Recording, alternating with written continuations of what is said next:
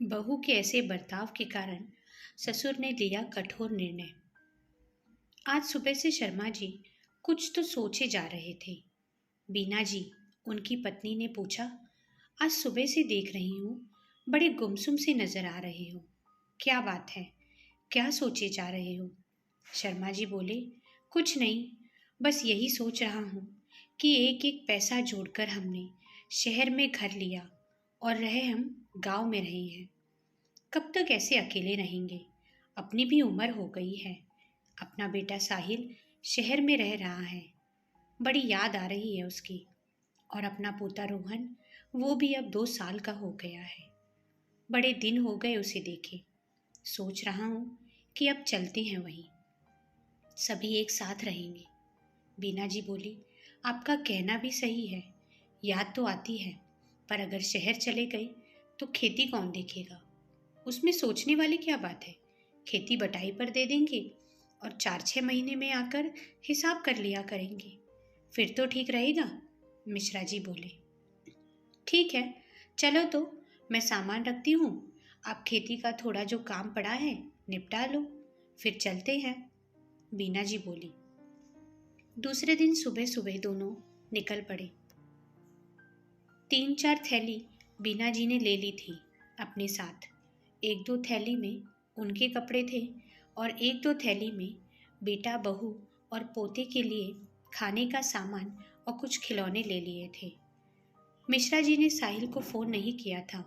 वे उन लोगों को सरप्राइज़ देना चाहते थे। ड्राइवर से सारा सामान गाड़ी में रखने के लिए कहा और पड़ोस के बंसल जी से कह दिया कि ज़रा घर की तरफ ध्यान देना और जो बाहर पौधे लगाए हैं उनमें याद करके पानी देते रहना। दोनों गाड़ी में बैठकर निकल पड़े शहर की तरफ। शर्मा जी और बीना जी को रास्ता काटे नहीं कट रहा था। उन्हें तो बस ऐसा लग रहा था कि पलक झपकते ही वो घर पहुंच जाएं और बच्चों को अपने गले लगा लें। थोड़ी देर बाद वो घर पहुंच जाते हैं। दरवाजे की बेल बजाते हैं तो उनके बेटे साहिल ने दरवाज़ा खोला। साहिल अपने मम्मी पापा को देखकर बहुत खुश हो गया। कहने लगा, आप दोनों आ रहे हो, ये पहले क्यों नहीं बताया? मैं आपको लेने आ जाता। शर्मा जी बोले, हम तुम्हें सरप्राइज़ देना चाहते थे। अच्छा, आप दोनों आराम से बैठो, मैं प्रिया को बुलाकर लाता हूँ। 10 बज गए थे, पर प्रिया अभी तक सो ही रही थी। घर में अकेली रहने के कारण वो उसके हिसाब से रहती थी। जब उसने सुना कि मम्मी पापा आए हैं, वो जल्दी जल्दी उठी और कपड़े बदल कर साड़ी पहन के उनके पैर छूने आ गई। आशीर्वाद लिया और सभी के लिए चाय बनाने चली गई। सभी ने चाय एक साथ बैठकर पी। शर्मा जी बोले, बहू, रोहन कहाँ है? दिखाई नहीं दे रहा। वो बोली, रोहन सो रहा है पापा। और वो दोपहर का खाना बनाने की तैयारी में लग गई। बेटा बोला, पापा, आप दोनों को यहाँ देखकर मैं बता नहीं सकता कि मुझे कितनी खुशी हुई है। माँ बोली, बड़े दिनों से बहुत याद आ रही थी, बस इसीलिए आ गए तुमसे मिलने। अब बीना जी किचन में चली गई।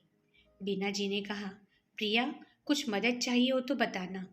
प्रिया बोली, नहीं माँ जी, आप बैठिए, मैं कर लूँगी सब। प्रिया को लगा कि वे 2-3 दिन के लिए ही आई हैं। खाना बना के प्रिया सभी को खाना परोसने लग गई। सभी ने एक साथ बैठकर खाना खाया।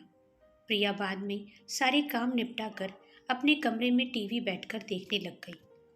आज बड़े दिनों बाद प्रिया ने इतना काम किया होगा, पर उसे लगा कि 2-3 दिन के लिए ही आए हैं, इसीलिए वो कुछ नहीं बोली। पर उसे इतना काम करने की आदत ही नहीं थी। उसे अपने हिसाब से जीने की आदत थी। पहले प्रिया 10-11 बजे उठती थी। कभी बनाया खाना तो कभी नहीं। होटल से मंगा लिया या फिर साहिल कैंटीन में खाना खाता था। पर अब सास ससुर आने से उसे सुबह जल्दी उठकर सारा काम करना पड़ता था। उनके पसंद का खाना बनाना पड़ता था। एक दिन साहिल ऑफिस से आया ही था और अपने में कमरे में गया तो प्रिया बोली, तुम्हारे मम्मी पापा और कितने दिन यहाँ रहने वाले हैं? 15 दिन हो गए यहाँ आए हुए। साहिल बोला, ये क्या कह रही हो तुम? तुम्हारा दिमाग तो ठिकाने पे है। माँ बाप हैं वो मेरे, हक है उनका मुझ पर और इस घर पर। तुम होती कौन हो ये सब बोलने वाली? दोनों में बहुत लड़ाई हुई इस बात को लेकर। प्रिया बोली, देखो साहिल, बहुत कर ली मैंने उनकी सेवा, अब और मुझसे नहीं होगा। मैं अब और उनके साथ नहीं रह सकती। मुझे अकेले रहने की आदत है। उनके कारण सुबह जल्दी उठना पड़ता है। चाय बना के दो, वो नहीं हुआ तो दोपहर के खाने में लग जाओ। खाना बनाते काम करते करते शाम हो जाती है और फिर रात के खाने की तैयारी में लग जाऊं। इतना काम मुझसे नहीं हो पाएगा। मैं अकेली रहती आई हूँ और आगे भी अकेली ही रहूंगी। तुम उन्हें कल यहाँ से जाने के लिए कहो, नहीं तो मैं अपने मायके चली जाऊंगी हमेशा के लिए। साहिल ने पूछा, आखिर क्या हो गया है? मुझे तो विश्वास ही नहीं हो रहा कि तुम ऐसा भी कर सकती हो। वो कहाँ जाएंगे और इस दुनिया में मेरे सिवा उनका है भी कौन? प्रिया बोली, इससे पहले भी तो अकेले ही रह रहे थे, तो आगे भी अकेले ही रह लेंगे। और आगे क्या करना है, कैसे करना है, वो सब मुझे नहीं पता। जितना बोला है उतना करो। और जाकर पलंग पर सो गई। साहिल सोच में पड़ गया कि करूं तो क्या करूं। मम्मी पापा से कैसे और किस मुंह से कहूं कि वो गांव चले जाए। उसका दिमाग मानो बंद पड़ गया हो। कुर्सी पर बैठे बैठे उसे कब नींद लग गई उसे भी पता नहीं चला। सुबह उठा, तैयार होकर बाहर आया तो मिश्रा जी बोले, साहिल क्या बात है, बड़े उदास नजर आ रहे हो और ऐसा लग रहा है जैसे रात भर सोए नहीं। नहीं पापा, बस ऑफिस में एक नया प्रोजेक्ट शुरू किया है, उसी के सिलसिले में देर रात तक काम कर रहा था। अच्छा पापा, चलता हूँ। साहिल इतना बोलकर चला गया। शाम को साहिल लौटा तो सीधे अपने कमरे में चला गया। प्रिया भी उसके पीछे पीछे कमरे में चली गई। रोहन अपनी दादी की गोद में खेल रहा था। अचानक वो रोने लगा तो मिश्रा जी बोले, एक काम करता हूँ, रोहन बहुत रो रहा है तो उसे उसकी माँ के पास ले आता हूँ। जैसे ही वे रोहन को लेकर साहिल के कमरे के पास पहुँचते हैं तो दोनों के लड़ने की आवाज़ आती है। वे प्रिया को साहिल से ये कहते सुन लेते हैं कि वो अपनी माँ बाप को जितना जल्दी हो सके गांव जाने के लिए कहे। ये सब सुनकर वे हॉल में आकर बैठ जाते हैं। वे बीना जी को सारी बातें बताते हैं। बीना जी कहती हैं कि मैं बहू का हर काम में हाथ बटाती हूँ, फिर भी वो हमसे परेशान है। क्या करें, चले गाँव? मिश्रा जी कहते हैं कि हमें अपना बुढ़ापा अकेले में रहकर नहीं बिताना, और एक बार हम यहाँ से चले गए तो ये हमारी तरफ पलट कर भी नहीं देखेंगे। और ये घर हमने कितनी मेहनत से बनाया है ये तुम भी अच्छी तरह से जानती हो। कुछ तो ऐसा करना पड़ेगा जिससे हम भी यहाँ से न जाएं और बहू को भी उसके मायके न जाना पड़े। दूसरे दिन मिश्रा जी कुछ लोगों को अपने साथ ले आई और उन्हें पूरा घर दिखाया। प्रिया सब कुछ देख रही थी और शाम को जब साहिल आया तो उसे बताया कि पापा कुछ लोगों को लेकर आए थे और पूरा घर दिखा रहे थे। साहिल के पूछने पर मिश्रा जी बोले, हाँ बेटा, सही कहा बहू ने, उसी के लिए तो मैंने तुम लोगों के लिए सरप्राइज रखा है। तुम दोनों आओ मेरे साथ। प्रिया रोहन का हाथ पकड़कर जैसे ही निकली, बीना जी बोली, बहू रोहन को मेरे पास रहने दो।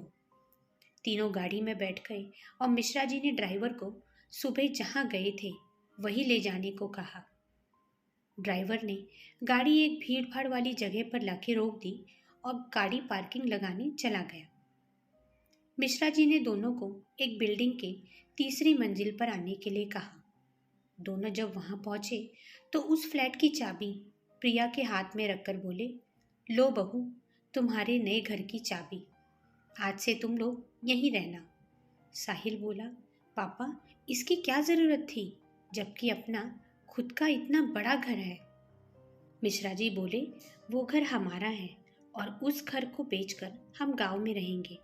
तुम्हें हमसे परेशानी होती है, दिक्कत होती है, बहुत काम पड़ता है, पर आज से तुम दोनों आराम से रहो। कैसे जीना है वैसे जियो। कोई तुम्हें रोकने वाला नहीं। और हाँ, 1 महीने का किराया मैंने भर दिया है। और ये कहकर मिश्रा जी वहाँ से चले गए। साहिल गुस्से में प्रिया से बोला, अब तो खुश हो गया तुम्हारे मन जैसा। रहो अब तुम यहाँ, और वो भी अकेली। प्रिया बोली, हाँ हूँ मैं खुश। उस नर्क में रहने से तो यहाँ रहना बेहतर है। यहाँ किसी के बंधन में तो नहीं रहना पड़ेगा। कुछ दिन बाद गर्मियों का मौसम शुरू हो गया। प्रिया को बिना एसी के नींद नहीं आती थी। वो सोचने लगी कि ऐसे कितने दिनों तक चलेगा। कहाँ उस घर में आराम से एसी में सोती थी, और यहाँ ये गर गर करने वाला पंखा। कितने मच्छर है यहाँ, और वहाँ बस फिर क्या था।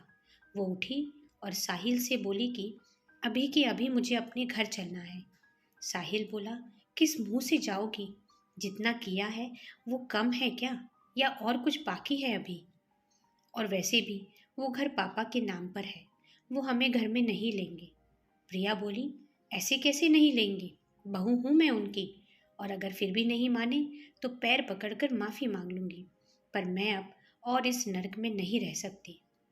साहिल बोला, अच्छा ठीक है, रोहन के बहाने से चलते हैं, देखते हैं मम्मी पापा क्या कहते हैं। दूसरे दिन दोनों घर पहुंचते हैं। मिश्रा जी ने बोला, क्या हुआ बेटा? साहिल बोला, कुछ नहीं पापा, रोहन को लेने आए हैं। उतने में प्रिया बोली, झूठ क्यों बोल रहे हो पापा? हमसे गलती हो गई। हम रोहन को लेने नहीं बल्कि हमेशा के लिए यहाँ रहने आए हैं। हम अपने किए पर बहुत शर्मिंदा हैं। हमें माफ़ कर दो मम्मी पापा। आप दोनों रोहन को दिन भर संभालते थे। मम्मी काम में मेरा हाथ बंटवाती थी, फिर भी मैंने गलत व्यवहार किया। पर चाहे कुछ भी हो जाए, हमें उस नरक में मत भेजना पापा। बीना जी हंसी और बोली, चिंता मत करो बेटा, ये सब तुम्हारे पापा का दिमाग था।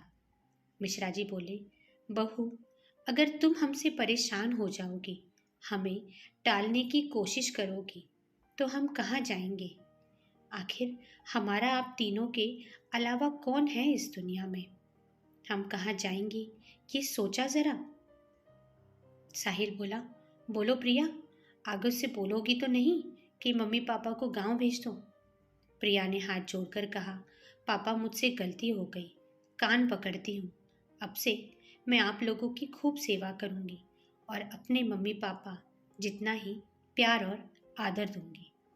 साथियों, कहानी कैसी लगी कमेंट करके ज़रूर बताना, और चैनल को लाइक और सब्सक्राइब ज़रूर करना।